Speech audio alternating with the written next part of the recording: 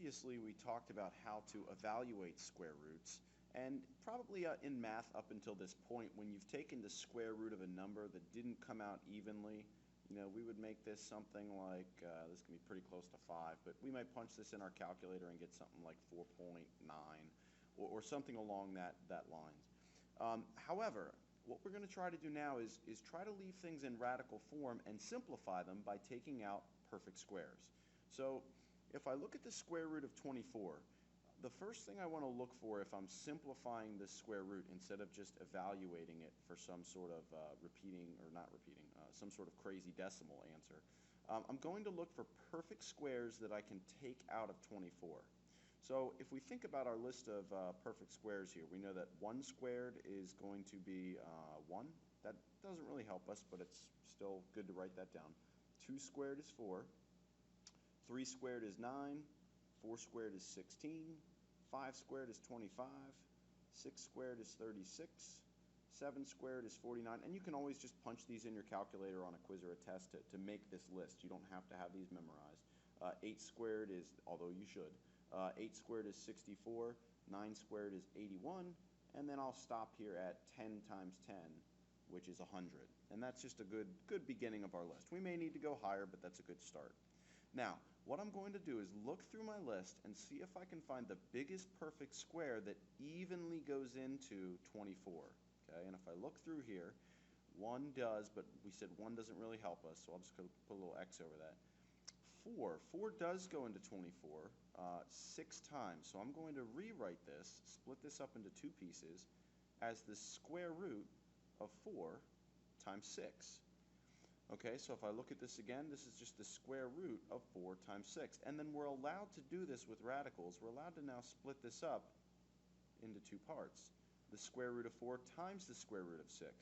And if we think about it, we know what this is equal to. We know that the square root of 4 is equal to 2. So I'm just going to replace this with a 2 and then bring down the square root of 6. So if I were to punch the square root of 24 in my calculator and get that decimal that's pretty close to 5, and if I were to punch in 2 times the square root of 6 in my calculator and get a decimal, it'd also be pretty close to 5. They should be the exact same thing.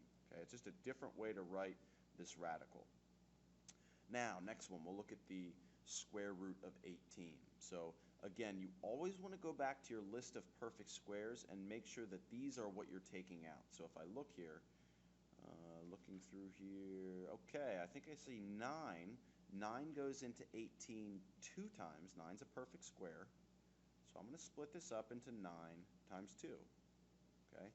Now, since 9 is a perfect square, let's rewrite this as a product of 2 radicals, the square root of 9 times the square root of 2. And if we look here, the square root of 9, that's a nice even number there, like 3. And then this will just be 3 times the square root of 2, and there's going to be our answer. Okay, there's nothing else that'll come out of 2 that's on our list of perfect squares. All right, next one. I'm going to actually do this one maybe not the best way, but I'll still do it a way that works. So I'm going to look through my list of perfect squares to see what goes into 72. And if I look here, you might notice that 9 goes into 72, and that might be your first instinct to take out a 9. So again, this isn't the best way. We'll talk about the best way in a little bit. So if we split this up, you'll see that again, this will be the square root of 9 times the square root of 8, and we know that the square root of 9 is just 3. We'll leave the 8 here. That's not on our list of perfect squares. Now, it looks like we might be done. However, if we go back to our list here one more time, there's another perfect square that comes out of 8. And if you look up here, 4 can actually go into 8. So we can rewrite this as the square root of 4 times the square root of 2, and I'll just bring this 3 down. Now we know that the square root of 4 is just 2, so we could rewrite this as 3 times 2 times the square root of 2. And then finally, that'll give us 6 root 2 for our answer. Now, the reason that happens is sometimes you miss the biggest perfect square to take out. The most efficient way to do this, and you may not have seen this, is that 36 is actually the biggest perfect square that comes out of 72. So if I were to do it this way, it might be a little more efficient. The biggest perfect square would be 36. So if I wrote this as root 36 times root 2, we can see that the square root of 36 is 6, and we'll bring down our square root of 2. And notice both answers are exactly the same no matter which way that I do that. Okay, so that takes care of how to do these things when you just have numbers. Let's throw some x's in the mix here now. Okay, so let me see if I can copy this here. So I'm going to copy this, and I'm going to paste my perfect squares up here. There we go. So now I've got them still in my next slide. Okay, so if we look again through our list, now we've got x's in the mix. It's also good to write down the perfect squares for x's. So for x's, any even power of x is going to be a perfect square. So x squared, x to the 4th, x to the 6th, x to the 8th, and so on. Because we said before that to take a perfect square out, we would just divide the power by the index, which on a square root is 2. So looking through here, we've got 88. Let's look for a perfect square that comes out. And I think this is going to be 4 times 22. Okay? So the biggest perfect square from our list that comes out is 4 times 22. Now, for the x's, think about it this way. We need to take the biggest perfect square out of x cubed. And if I look up here, the biggest one that I can take out is x squared. The reasoning being is we could rewrite x cubed as x squared times x. Because if we add the exponents, that would get us right back to x cubed. So now if we take out our perfect squares, so this guy's going to come out and this guy will come out, that'll give us a 2x. Remember that we divide the exponent by 2 when we're dealing with a square root.